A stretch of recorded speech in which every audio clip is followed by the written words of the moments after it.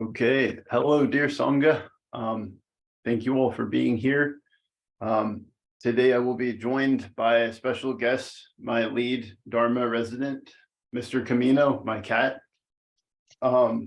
He has a lot to teach me about simplicity and living simply.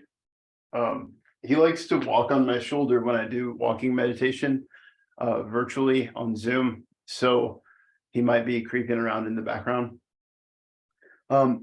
So today's topic is Zen and the art of living simply. And today we're going to talk a little bit about what it means to live simply. And I thought today I could share a few examples throughout history of people that have lived simply and people that have been an inspiration to me in my life in some ways. And so the first example that comes to mind is the philosopher Diogenes, who lived in ancient Greek, in the ancient Greek time. I think it was around the 2nd century, around the time of Alexander the Great. And during that time in Greece, there was a lot of blossoming of philosophy. A lot of people were trying to find a way of being that was superior to other ways of being, a way of being in which human nature could come out in its fullest degree. So a lot of different philosophical schools came out of that. I'm not going to try to name all of them, but there were a lot of famous philosophers that came out of that period. And one of them was Diogenes. And Diogenes, his name comes from the Greek word for dog. And that is because he lived so simply that his home was in basically a large pot that was made, and he was famous for kind of sleeping in there during the day and lounging around and not really having much responsibility. He was also known for using the restroom in public like a dog. Again, kind of like Michael said about the Dharma, there's certain parts of the teachings that you can take in other people's lives and certain parts that you may want to leave out. And so one thing that Diogenes did was he was kind of hanging out in his large pot. And Alexander the Great was coming into town after having conquered vast armies and done major military exploits. Alexander the Great was probably one of the most famous people in the Greek world at that time for all of the military conquests he had done.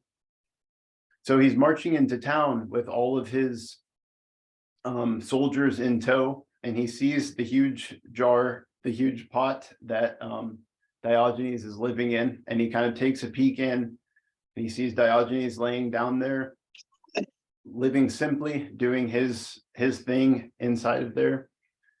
And Alexander the Great asks him, "Do you know who I am, philosopher?" And Diogenes says, "Not really, but if you could move to the left a little bit, you'll be blocking the sun from coming straight into my face, and that would be very nice." And so Alexander the Great was shocked. He expected to be greeted with a lot more respect and a lot more awe at all of the military conquests he had done. But Diogenes, due to his simple lifestyle, was kind of removed from more of the political and fame and power conquests of many of the people of his day. And Alexander the Great was so astonished that Diogenes said that he said, "When I die and am reborn, I want to be reborn as a Diogenes." So Alexander the Great was actually envious of Diogenes for his simple lifestyle. Instead of going to various countries fighting these really difficult wars and causing a lot of difficulty in his wake and suffering, Diogenes kind of cast that all aside and decided to live simply, as simple as he could. Another story related to Diogenes was that in his time, the government would provide everyone with free lentils if that's what they wanted to eat. That was kind of the free staple that everyone would get in the Greek culture back in that day. And so Diogenes is kind of sitting, maybe he's on the outside of his pot this time, eating his lentils like he does every day, content with his meal, not really desiring anything else. And someone comes along who is working for the king. He's a page for Julius Caesar. And he sees Diogenes and he says to Diogenes, Diogenes, you know what? If you would get better at bowing down to the king, maybe you wouldn't have to live on lentils all the time. And Diogenes is kind of sitting there, living simply, eating his lentils, accustomed to the taste. And he looks at the guy and he says back, you know, maybe if you could become more accustomed and content with eating lentils, you wouldn't have to bow down to the king as much. So he kind of takes it and flips it back on him in a certain way. And so how does that kind of apply to our lives? In some ways, people have a tendency to do things, and Thich Nhat Hanh talks about this in his mindfulness trainings, maybe running after power or fame or possessions or things that in the end are impermanent. Maybe we sacrifice a little bit of our simple lifestyle in order to chase after these things that are kind of impermanent and don't lead to lasting happiness. So kind of turning that on its head, if we can be more content with things that are simple, with things kind of as they come to us, without needing the desire to continually run after, you know, newer things and better things, maybe we won't feel as much stress and anxiety for trying to get those things, and we can dwell in a more simple state, if that makes sense.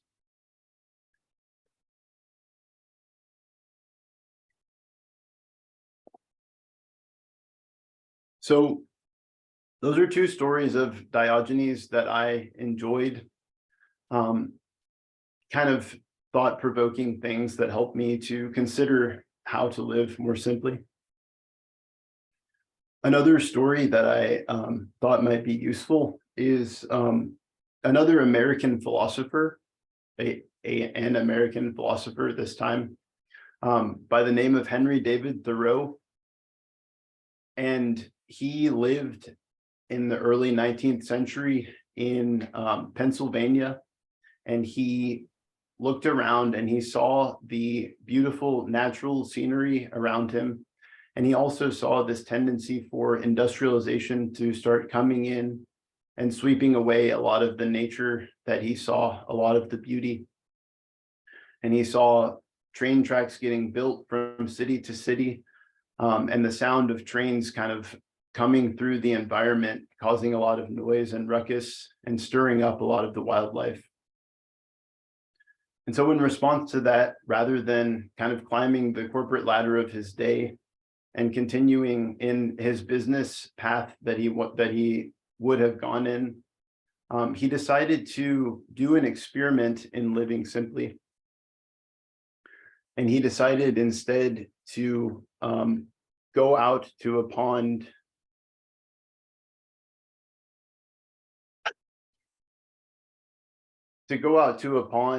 and live for 2 years by a pond by himself, and do an experiment in simple living.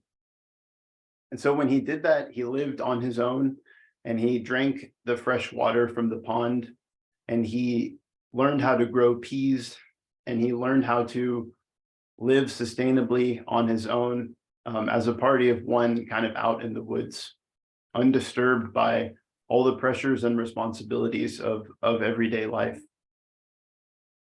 And during that time, he kept a journal, which is now published in the famous book called Walden. Many of you may have heard of it. And in that book, he says, "I went to the woods because I wished to live deliberately, to front only the essential facts of life and see if I could not learn what it had to teach and not, when I came to die, discover that I had not lived. So I like that quote a lot. Doing an experiment to see what is real and what is true, and kind of cutting away at those layers of things that may not really add anything to our life, things that may not add any meaning to our life, things that may just kind of be taking up space and preventing us from growing in some ways. And so I appreciate that Thoreau was able to find a kind of escape and go out into nature. And during those times, he describes experiencing the peace of waking up without expectations on the day, kind of looking out in the morning and just watching the birds fly by, listening to the sounds of nature, drinking things in. And during those times, he would go for long walks of 10 or 15 miles all throughout the land, and just gained a greater love and appreciation for the nature and the natural world around him. He ended up naming many different types of birds and species of plants. He gained an appreciation for the fauna and the flora. And he ended up becoming one of America's first well-known naturalists. And through his experiment living out on his own, simplifying his life to the natural sphere, and writing about his experiences, he helped to create the first movement for conserving the natural landscape, which ended up manifesting in the natural parks being set aside, the national parks being set aside, and creating a lot of different havens in America, in the United States, for people to go on vacation and kind of observe nature in its pure and untouched aspect. So I think that was a really cool thing that he did. And it's been an inspiration to me to move kind of closer to a more simple lifestyle that involves taking in the wonders of nature in a way that feels more sustaining, and that brings me a lot of joy. And so the path of Thich Nhat Hanh and meditation is an important part to that. When I read the story of the Buddha, it reminded me a lot of Henry David Thoreau's life. The Buddha also was raised in an environment where he had everything that he wanted. He grew up as a prince, and he had all kinds of entertainment thrown his way. He had the nicest foods, and he had parties and all of the companionship he could want in his life. But still, underneath all of that pleasurable experience and all the power and wealth that he could want, there was still this itching sensation of something not really being complete. All those external material things didn't fulfill the Buddha. And so instead, he left the castle, and he went out and in search of enlightenment, in search of a solution to the suffering of human beings, in search of an answer to the question of birth, death, and old age. And he went out into nature. And at first, the Buddha tried to oversimplify his life, you might say. So in that way, he eschewed totally all pleasurable experiences. He tried to live off of very, very little food every day. And gradually over time, he began to lose a lot of his body fat and become extremely malnourished and weak as he sought to simplify his life for the purpose of a higher kind of spiritual purpose. And gradually, as he followed that ascetic path, he began to realize that it wasn't getting him any closer to the truth. Even though he had cut out all of his relationships, all of the pleasurable foods that he had eaten before, and any real pleasure that he had for his body, it hadn't gotten him closer to the truth. So through that, the Buddha decided to try to walk more of a middle path of mindfulness, of eating food but not being attached to it, of this middle path between oversimplification of cutting too many things out of his life and overindulgence of having too many pleasures to kind of distract from what's real and what's true. So in our own lives, maybe we can see examples of times where we may have chased after a pleasurable experience, and found that it didn't lead us any closer to lasting fulfillment, lasting happiness. We may find that we did the opposite, where we tried to cut everything out for a period of time. And that too may have just led to more suffering and difficulty in our lives. And so it's important to consider ways that we can simplify our lives, but ways that making sure that we don't kind of cut too many things out of our lives to the point where it's hindering our spiritual development, if that makes sense.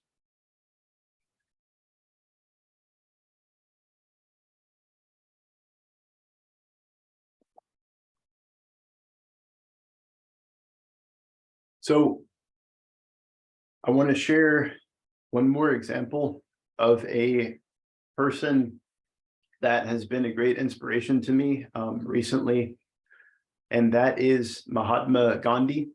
So I've been reading Gandhi's biography and autobiography, and it seems like when I look at Gandhi's life, it seems like he had mastered the art of simple living in many ways. And when you look at his life, one thing I appreciate that I see in Gandhi's life that I don't see in Thoreau's life or in Diogenes' life as much is an attachment to the community and that kind of compassionate action of well-being for other people. And so in Gandhi's life, one thing that struck me a lot was when he died, when he was killed at the end of his life, he only had a handful of possessions to his name. He owned a copy of the Bhagavad Gita, a copy of the Bible, a copy of the Quran, and he owned a set of bifocals, and he owned his loincloth, and maybe one or two other things. Those were all the materials, possessions that he had to his name. To me, that seems very impressive. In my own life, I've made efforts at simplifying things down to a certain degree, but I still have quite a few more things in my life than those five possessions. So to me, Gandhi is kind of an ideal to move closer to in many ways. And so it's interesting to read his story of his life, that as he has that quote that everyone hears from Gandhi, "Be the change you want to see in the world." And as he changed his own life to a deeper and deeper degree, the world around him changed and responded as well. And he ended up becoming an inspiration to millions of people. So some elements of simplicity that Gandhi implemented were, a lot of them were around diet. So he was able to give up a lot of things that tasted pleasurable, and decrease that in his life so that he could focus more on foods that would give him energy and vitality, whether or not they tasted good. In terms of his spiritual practice, he enjoyed meditation and prayer, and he also did it in such a way that he involved the community in it as well. Similar to Thich Nhat Hanh, building a community of mindfulness and meditation, a sense of bringing things in so that other people can share in the simplicity and the ways of living that he enjoyed as well. And so I think when people join together for the purpose of compassion, for the purpose of mindfulness, for the purpose of spiritual practice, Sometimes things do become simpler of their own accord. When there's more people around to kind of share the duties of daily living, there's less responsibility placed on each person individually to do things. And I think in that way, things can get a lot simpler in our lives. If you ever spent time at a meditation retreat or an overnight workshop or retreat, you might see that people in a community helping each other does make life simple for everyone together.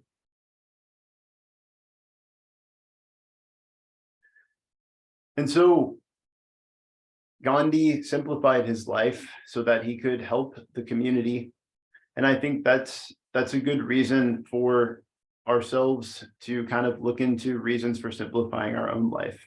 As we move towards simplicity, as we kind of give up certain habits that may not be beneficial to ourselves, we can see that for each thing we give up and for each step we take towards simplicity, we might be able to gain something that might benefit the community in a wider way. The Tao Te Ching has a quote that says, basically, the followers of the Tao lose something every day. So if you're moving towards the source of being, the source of enlightenment, it's important that you give up something every day to move closer to that source. So kind of like losing things moves us closer to enlightenment in a certain way.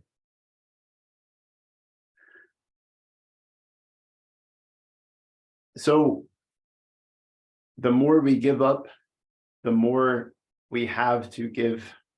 Actually, I'm not sure if that makes sense.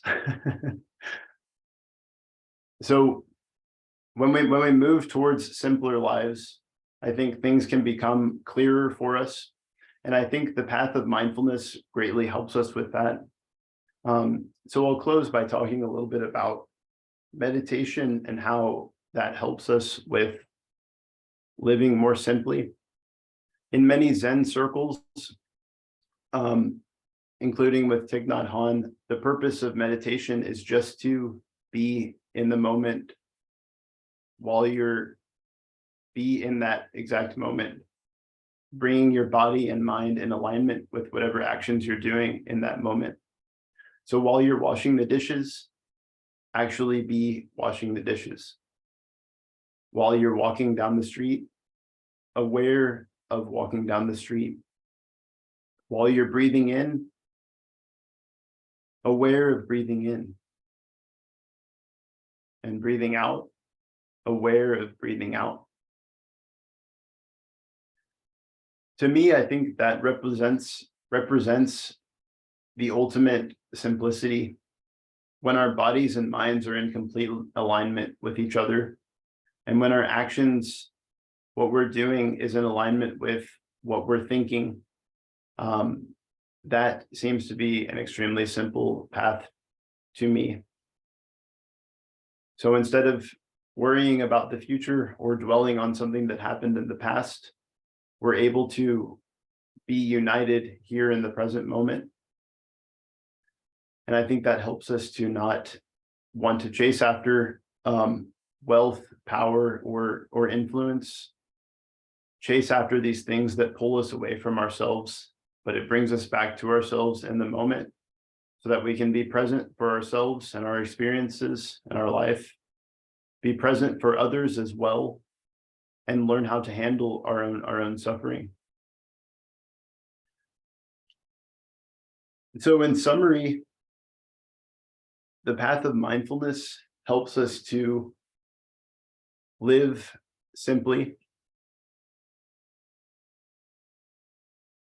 being completely here right now, dwelling in the present moment, taking a breath in and breathing out.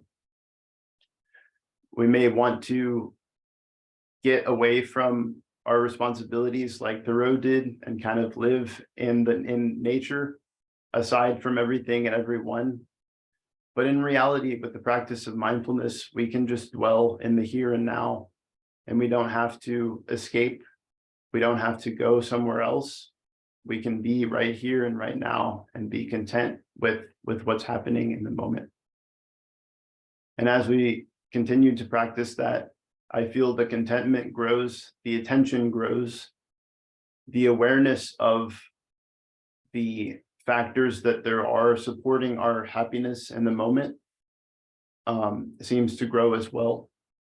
As Thich Nhat Hanh says, we already have more than enough reasons to be happy right here in the present moment. And so as I've walked this path, I've found many sources of inspiration, many sources of simplicity. And for me to simplify my life is kind of an ongoing goal.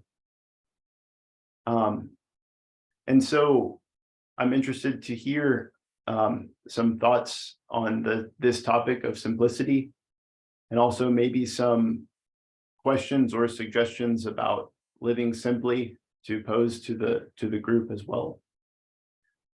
So thank you all for listening. I'm going to go ahead and bow out.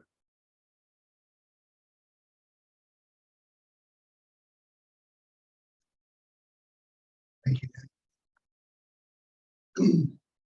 So now we'll open it up for sharing.